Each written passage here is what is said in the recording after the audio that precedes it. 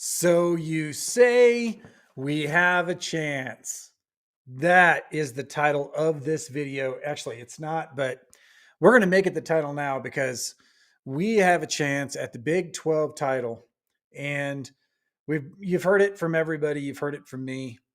It wasn't something that we've always had our sights set for the Big 12 championship, but we were really searching for a bowl, right? At the beginning of the year, our number one goal was bowl. Our number two goal was to make it to the Big 12 championship. Our third goal was to win the Big 12 championship and go to the college football playoff, right? And I'm sure there were lots of goals from the University of Colorado. We wanted Shadur to have a great season and to go number one in the draft. We wanted Travis to win the Heisman. I say number one QB in the draft because I think Travis is going to go number one in the draft. And I've thought that last year too. He's too versatile a player. I don't know that any team wouldn't be able to use him. So you pick up two players when you pick up him, right? You can choose which side of the ball that you want him on. You can have him play dominantly one side of the ball, let's say defense, and then play positionally or situationally on the offense, like Coach Prime did back when he was Neon Dion in Dallas and in San Francisco and all those other teams. So there are lots of goals, right? In life, you have lots of goals, and you set your sights on. You don't want to set such a lofty goal that it's either make or break for the entire year, right? You set step goals and you hit those step goals, and then now that goal is in the bag, and now you go for your next goal, right? So we have made a bowl. We know that, right? We've made a bowl. We are all very happy that we made a bowl. I am happy that we made a bowl. I don't care what bowl it is. I don't care if they make a new bowl and call it the, you know, what bowl would it be? Probably some kind of salsa bowl or something like that, or some kind of Colorado bowl. But regardless, we're going to a bowl. So that's step one. Now that's in the bag. Now we're going to set our sights on getting to the Big 12 championship. Getting to the Big 12 championship, as you know, is not a given, right? It's not even really up to us, other than the fact that we have to win out the rest of the season. But something happened. A lot has changed just in a week. Just in like 5 days, a lot has changed, right? So first of all, we know that we are on a bye, and a bye is good in a lot of ways. It's bad in a lot of ways. But I think for the University of Colorado, I think it's more good than bad. And the reason why is because we had a lot of banged up players, including Travis, right? And getting that extra time to heal is, I think, in Colorado's favor. The fact that we kind of lost a little bit of momentum from the Cincinnati game, that could be true. It depends on how practice went. It depends on how good our memories are from that standpoint. But I still think that we are really, I think it's a better that we had a bye than not, just so that we can get our players. And, they're like Micah. I haven't heard a lot about Micah lately, but I know he was nursing an injury too. I'd love to see him back again as well, even though I think Isaiah has done just a fantastic job in the running game. And we'll go through that here in a minute. But, a lot has changed. A lot has happened in the last 5 days. So we got to buy. We're coming in a little healthier than we were. Texas Tech beat Iowa State University, and you saw that all over the planet.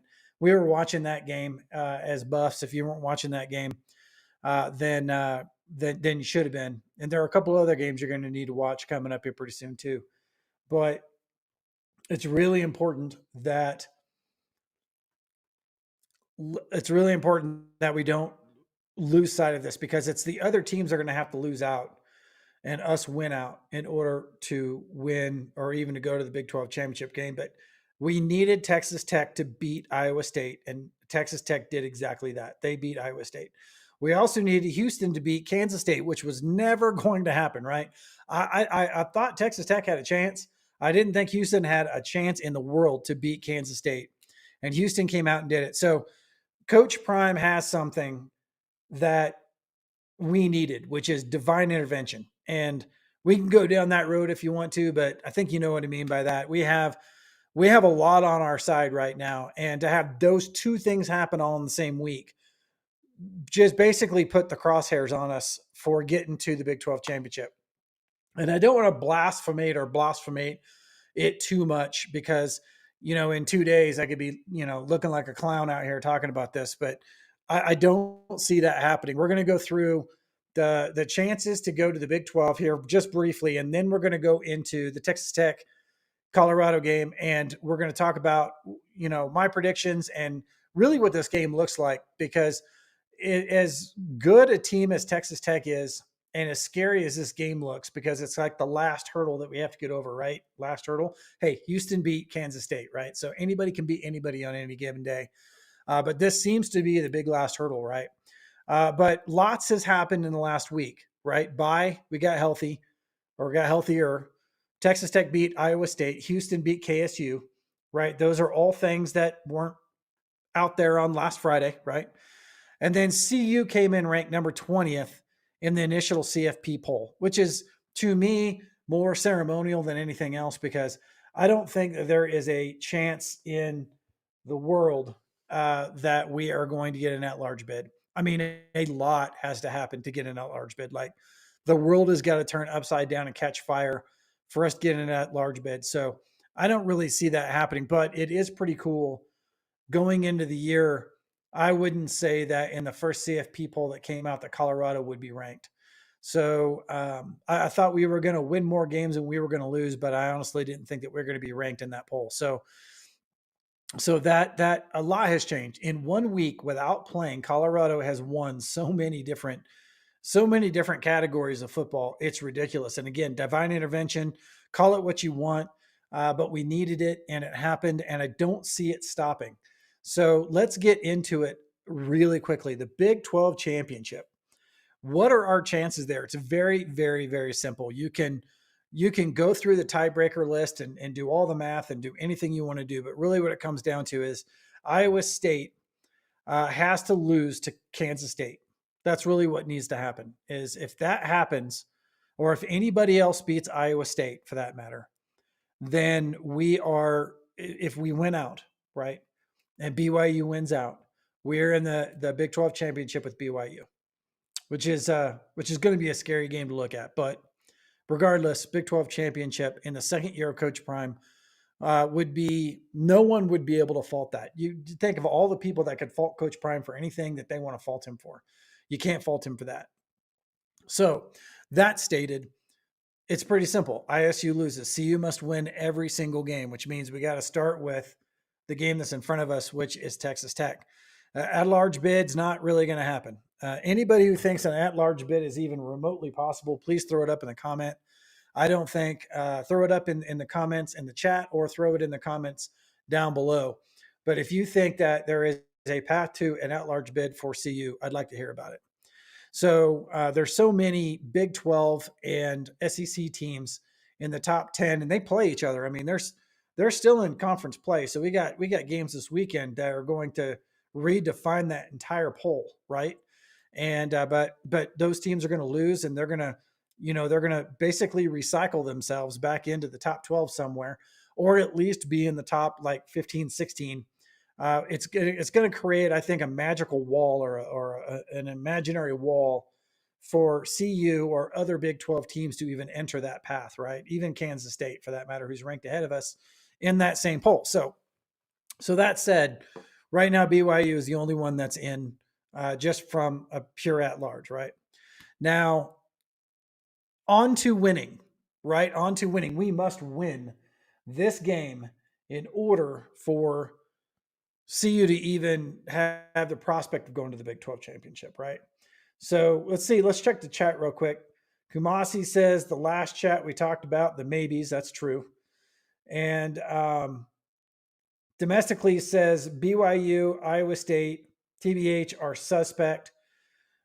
They are good, but not overpowering like Oregon and Georgia. Let's see the L's on their schedules. Yes, I completely agree. I mean, we're talking about the Big 12 here. And the Big 12 is essentially eating itself at this point outside of BYU. So there's no reason. That's why I said that. I think that, there's divine intervention here, because we needed these teams to lose, right? We needed Kansas State to lose, and we needed Iowa State to lose. Both of them lost in the same week. Both of them lost in the same week, right before we get to the CFP ranking, which was just like, it couldn't have been more perfect, really. The only more perfect it could be is if we won in Kansas State. We won't go back into that again. You guys saw that video. We are where we are right now, and we're still in a very good spot. So let's look at the Texas Tech CU game. And I broke it out like I normally do. I broke it out by basically offensive structure, defensive structure, and then keys to the game, right? So let's look at quarterbacks. So first you have Shedeur Sanders, 73.3% completion rate, just absolutely setting the world on fire. A 21-6 completion, or 21-6 touchdown to interception ratio, which is outstanding, right? And a QBR of 165, which is very, very salty. Now, we're going up against Baron Morton, 62%. So he's 62 versus 73 for Shedeur. And they throw a lot of short passes too. So looking at a little bit of his game film, I really couldn't tell what it was, other than it seems like he throws behind the receiver a lot. It looks like the receivers drop the balls a lot. But regardless, 19 TDs to 5 interceptions. So a very similar touchdown interception ratio with a QBR of 136.1. So obviously we win the QB battle, which we will in almost every single match. That's a given. Let's throw that out the window. Not throw it out the window. Let's set it aside. Running backs. Isaiah is our number one running back with a 271 yards. Now, when you're talking about running this year, I was really hoping that we would be talking about bigger numbers like that. It's somebody at 500 yards, but obviously this hasn't been our year for that. 4.3 yards per carry for Isaiah, and really, like almost every single stat that I'm going to be telling you right now, most of these stats that I'm throwing at you are hampered by the beginning of the year. The beginning of the year totally screwed us for yards per carry on every single running back. Every running back got stunted in those first few games. And just, our losses were huge, right? In the running game. And it just really killed everybody. We finally got that worked out, and we're starting to see some progress. But the average yards per carry for running backs is going to be off for the rest of the year. We really can't use that as a stat, but I wanted to bring it up. Number 129 in the running game. That's 129 out of 132, guys. So we know where we're at. Last few games have been getting better, although it hasn't been great. We've been getting better. And the running game, even though it's not like super stupendous right now, is doing something very important for us. So we're going to go through that in just a little bit. Running backs for Texas Tech. You've heard about a guy by the name of Taj Brooks. And he is like a tiny little bowling ball of a man. I say tiny, he's 5'10", but 230 pounds, really hard to put on the ground. He runs knee high. He's really hard to wrap up, and he's shown that.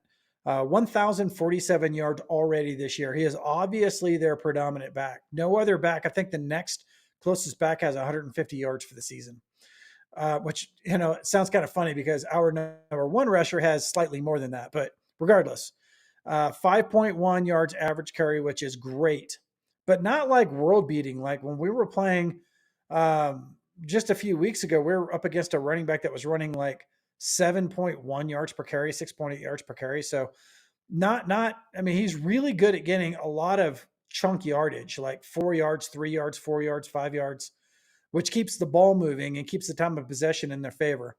But he's not like he's a guy that just breaks it for a lot of big runs. And our run defense is getting better. So, and he runs for 130 yards average. We'll get that in just a second. We're going to get to that in just a second. Now let's look at the offensive line. 26 sacks for our offensive line, 14 sacks for their offensive line. Their offensive line is actually pretty darn good. And they're keeping the heat off of Barron a lot. And I really, against our defense, we'll go into our defense here in a minute, but I really see our defense, I don't want to say struggle a little bit against Texas Tech's offense, but they're probably one of the better offensive lines that we will face this year. And it's going to be a really good test. We're coming in a lot healthier than we were, so that's going to be really good. And it's really going to depend a lot on what their offensive strategy is. If they're going to run the ball predominantly, which they haven't so far this year, they've passed it predominantly 60-40. If they run it predominantly, that may change. We may get into that a little bit with that offensive line. Now, receivers, we have Hunter, Western, Horner, our top three, all over 12.6 yards per catch. So basically, anybody that we get the ball to is going to go for 12 yards or better. And this game is going to be the game that's going to go to like 14 or 15, right? And then in receiving for Texas Tech, you have Kelly Douglas and Aiken. They're really short passes in a lot of they're a real short passing team, which helps them in a lot of cases because they're really good on third down conversion and they're really good with time of possession. So there goes a lot into that. Their stats on there, like they only have one receiver over like I think 13 yards per catch, but a lot of times they're catching for 5 to 7 yards. So it's really hard to kind of see the dominance in their game just by looking at that one stat because they're really good at that third down conversion. Now, offense, I think we have better balance than they do. I think that they have a better running game than we do. So when you're looking at the offense and you're trying to balance it out and you're trying to figure out, which one is the more potent offense, I think obviously Colorado has a more potent offense because it has Shedeur Sanders, because it has Travis Hunter. You take those two people, and that gives you your advantage right there, without a doubt. If Taj Brooks can figure out the run from the standpoint, if they run him 30 plus yards, that may tip the scales a little bit because we've had a hard time tackling really short, stout running backs this year, and wrap tackling or form tackling isn't necessarily our strong suit. He's not a guy that can be brought down too easy with a smash tackle. So um, that's going to be, I think, a real big key to the game right there is what Texas Tech is going to be doing on offense. It may make a big difference for us. Now let's go to the defense. Now our defense, here's the funny thing. This is where the game really separates. The offenses are very potent and they can put up a lot of points. Our defense, number 50 in passing defense, number 79 in rushing defense. And that sounds bad. 79 sounds bad, but it's not. It's actually pretty good considering the fact that our rushing defense has gotten way better. So really, let's say take half the Nebraska game and forward out, and you just look at the latter part, we're probably more like 60, right? So, but when you look at that total, that puts us, I think we're ranked at like, let me look at this real quick. I had that written down. Number 64 in total defense. So our defense, oddly enough, we're talking about our defense this year, is really stinking good, right? Their defense is terrible. It is terrible. Number 132 in passing yards. That's like last or second to last in passing yards allowed. So when you're talking about a team being 132 in passing and you have Shedeur on the other side of the ball, you know that everybody on the offensive line and everybody on the offensive side for Colorado is just frothing at the mouth to let Shedeur loose with the ball. This is a game where I see Travis getting 160 plus. This could be a 200-yard game for Travis. I would not doubt it if Travis hit 200 on this. If they keep playing like they're playing, I really see that. Now, they're number 78 in the rush. We're actually tied in the rushing. So they're number 78. We're number 79. They're pretty good against the rush. We're really bad rushing the ball, or I should say our rushing strategy is not very good. Okay. I don't want to say anything about the running backs because I don't think the running backs have anything to do with it. I think this 100% has everything to do with the strategy, but it's getting better. Okay. We're going to go to that in a second. But number 78 against the rush. So I don't expect that we're going to be, I'm not going to predict 150 yards rushing this game. I would love to see it, but I'm not going to predict it, knowing that if we pass the ball, knowing how bad their secondary is and how bad they are against the pass, I would be probably silly to think that we weren't going to be passing the ball 60-40 to run. 75-25 probably is what we're going to be seeing, just because we know that we can get the ball in there. I'm hoping that we're sticking to the shorter passes so that we can eat up the clock a little bit. But at this point, really, if they're going to be that soft in the secondary and we're not taking advantage of it, then that could be an issue, right? Number 128 in total defense. We're playing Texas Tech, who is really like close to the worst in the country in total defense. So, maybe we can run for 150 yards in this game. Maybe we figured it out. We can run. If we can run for 150 yards in this game, we blow out Texas Tech. We flat blow them out. We hit 150. We're winning by 20 points. I think that's the kind of game we're looking at right here. I think we're looking at, if we can run the ball 150, we're going to be blowing them out.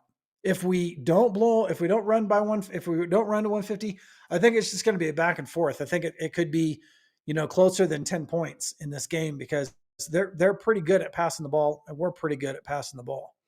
Or we're very good at passing the ball, right? Now let's get down to some keys to the game. Our last game against Cincinnati, we were 32-42 in time of possession. That's 32 minutes, 42 seconds in time of possession. Man, that made me so proud. That made me so proud that we as a team understood how to manage the clock. And I think that won it for us against Cincinnati. The fact that we were able to dominate the time of possession. I say dominate. That's not total domination, but if you can be better than 30 minutes, obviously, it means you held the ball longer, right? 2 to 4 minutes longer than 30 minutes means you take an entire series away from the other team. Well, we were in that stretch, 2 to 4 minutes, right? 32. That gives us, we basically, as far as I'm concerned, took one possession away from them. And if they had one possession, would they have won? No. That shows the dominance of the game right there.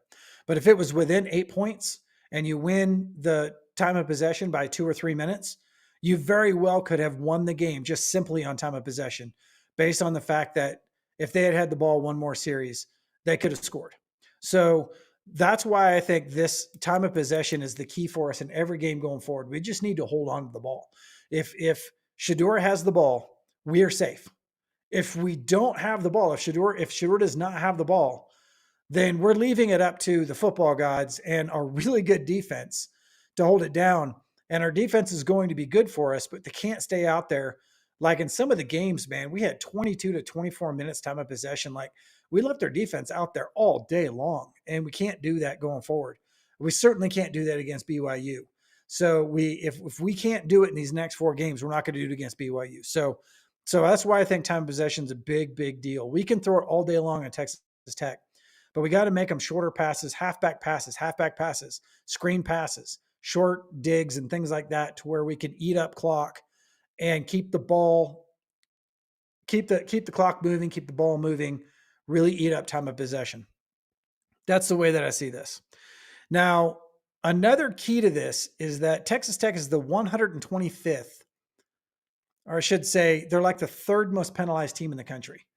So when you're talking about penalties, if we can play a clean game, okay, they've given up 560 yards this year just in penalties alone. So I think that this is one of those games that if we play it clean and we just basically eat up short passes, try not to get those offensive holds, which we've been pretty good at this year. I think we're going to be in a good way, because they could rack up 80, 90, 100 yards in penalties this game if they're playing like they have in past games. And if they do that, that's a huge, huge, huge detriment to their game. But I think the biggest key that I can come up with is that if I am Texas Tech's coach, I am playing keep away from Shedeur. Okay. You've heard him all week talking about his relationship with Coach Prime, his relationship with Shedeur, his relationship with really the entire Sanders family, how much he respects him, how much he knows that Shedeur is the best quarterback in college football. So when you have a really smart and a really good coach, know that our quarterback is the quarterback to beat all quarterbacks. The one rule that you can come up with is don't give it to Shedeur. When we get the ball, when Texas Tech gets the ball, they're going to hold on to the ball as long as they can. And they're going to grind it and grind it and grind it and grind it. Unless they get behind, I don't see them going for big shots down the field. I really see them just trying to keep it out of Shedeur's hands. And if they do that and they're successful at that, it could hurt us significantly. That means that Brooks could get 32, 35 rushes this game. I mean, he's going to be, he's at home. He's going to be feeling it. I know he can do it. He's done it before. I think that they could just literally want to just run this straight up against a team that is getting better and better on defense to the run every single game and see what they can do. I honestly feel like that's going to be their strategy. Now for us, you know, I would love to say a 50-50 run, guys. And you know I am. In my heart, I'm bleeding for a 50-50 run pass. But I know this game. I see the stats on defense. There's absolutely no reason why we would not be able to run the ball or pass the ball 60, 70% of the time and run the ball 30% of the time and still get the time of possession that we need. As long as we're doing these smaller, shorter passes, basically mimicking what I'm saying Texas Tech is going to do. I can tell you right now, if we pass to the tight end, we're almost 100% catches. Like that completion is money, money, money. Not a lot of yards, don't need a lot of yards, right? But it's a completed pass. And the reason why is because they don't expect us to do it. And our tight ends are pretty darn good with their hands. Our halfback passes, running backs out of the backfield, screen, stuff like that, man, we are darn near 100% this year. I have not been able to find that stat anywhere, but I've been counting. Very few times have I seen a running back drop the ball when it's passed to him, especially if it's behind the line. So those two things right there are going to be maybe a way forward for us for the rest of the season if we need to really scrub this time of possession. So, that said, I still think Travis is going to get 160 to 200 in this game. I don't see any reason why he wouldn't. They're terrible against the pass. Travis is one of the best receivers in the country. We have the best quarterback in the country. I don't see how he doesn't get 160 to 200 in this game. And that is awesome, right? Then when we get a little bit ahead, if we wanted to, if you wanted to bomb the hell out of them, why not? If you wanted to get some big passes out of there, suck them up the entire game, and then just let it go. I would be happy with that, and it would blow this whole thing wide open, I think. But I really think playing the short game and playing time of possession, I think that's really where we need to go in order to practice this, because we need to practice like we're playing BYU. Now, don't burn me in the chat and say, don't get ahead of yourself, Chris, because we're not playing BYU yet. Don't prepare for BYU if you're not playing BYU. Prepare for Texas Tech. Don't look forward. What I'm saying is that BYU, if we don't get the time of possession down, they're going to kill us. They're absolutely going to kill us. I'm going to say that right now. We got to be able to take it away from their offense. Their offense is really stinking good. So that said, let's go to the chat here. And for some reason, and I don't know why, it doesn't look like my chat is pulling up on my software. So I'm going to have to go to the live chat on YouTube. So I won't be able to highlight these, but I will be able to at least tell you about them, right? Let me get something else up here. All right. So Charlie Moe says, they seem like an up and down kind of team. TT scores, but the most they give up, the most points as well. That's true. Their defense sucks. So, man, I hate saying sucks to anything. I don't think their defense is. They're used to back and forth games like this, so I don't think their defense is going to be much of a problem for us. Father of two, husband of one says, Brother Alpine, blessings upon you. Always a pleasure to hear, even though we may disagree, but that's okay. I agree. We disagree a lot on some things, but I think we both have the same intent, which is to have different semantics about going on it. Charlie Moe says the Texas Tech podcast said last week that ISU, they ran 20 straight pass plays in a row without giving it up to Brooks. And that could be true. I mean, they could do that. Man, our passing defense is really good. If I am Texas Tech, I'm thinking, I don't know, Iowa State has a pretty darn good defense too, right? So maybe they are saying that. James Guest says Broomfield loves the Buffs. Well, good. Broomfield should loves the Buffs. Got the neighbors going on there. Domesticles says Charlie Moe, yeah, I think we're one of the best. He's one of the best leaders in the Big 12 in rushing, but they barely give it to him. They definitely don't run Brooks as much as they should, I think. I don't have any injury updates. I've been watching, but the only thing is that people are healthier than they were, is the only thing that I've heard. So, but nobody that is out is now playing that I know of. We have to play discipline and can't give up crazy yardage, especially on third downs. That is absolutely true. Third downs are going to be a key in this, because that's how you keep the ball, or that's how you keep the clock running, is you convert third downs. Third down conversion is a key factor. I also think that, you know, all of the keys to the game, running a clean game. That means if you're 4th and 6 and you're midfield, punt the ball, guys. You know, I know we can probably, I know we could probably make 5, 6 yards, right? But at the same time, we also have one of the best punters in college football, which we almost never see. And if we can pin them deep, like within in their 10-yard line, let our defense take over. I really think that bodes better for us than giving them the ball at the 50 potentially. And our 4th down, we're not crazy good on 4th down, guys. So when I'm saying clean game, that's what I mean is play like prototypical football. You know, play prototypical football. Let our quarterback win the game for us. Don't do anything to take away from that. Like, don't do anything drastic because you think we can. Play clean football. Give to Shedeur. Let Shedeur handle it. Let's see. Husband of two, or father of two, husband of one says, I agree with you. We need to play like it's our last game. We need to go 10-2. Yeah, and I think 10-2 is a distinct possibility. This Texas Tech game, does it scare me? No one has asked me that. I'm asking myself that. Does it scare me? I don't think Texas Tech scares me too bad. I don't like the fact that we're on the road, but we play pretty good on the road. I think that the weather here anyway is like, I've got about 17 inches on my back deck right now, guys.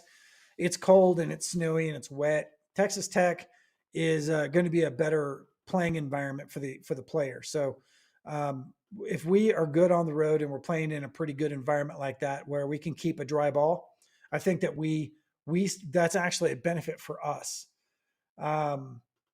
Let's see. Domestically says, where's Ryan Buell? Is he injured or other issues, or is he on the sidelines? I have not seen Ryan Buell. I have no idea. And then Father of Two Husband One says, we are the one of the worst in the Big 12 in 4th downs. That's right. It's 4th downs is because we go for a lot of 4th downs, and I think that's probably the case. Is we probably go for more on 4th down than most other teams do. And I know it's a thing now in college football where, especially, you know, there's that chart that says if it's 4th down and X and you're on the X, then you should go for it.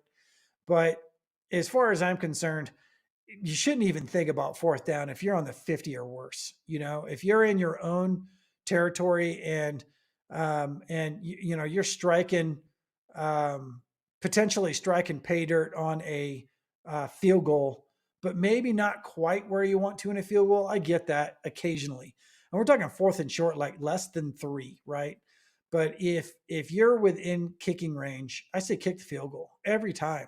If we don't make the field goal, you know, we don't make the field goal. We have kickers for this.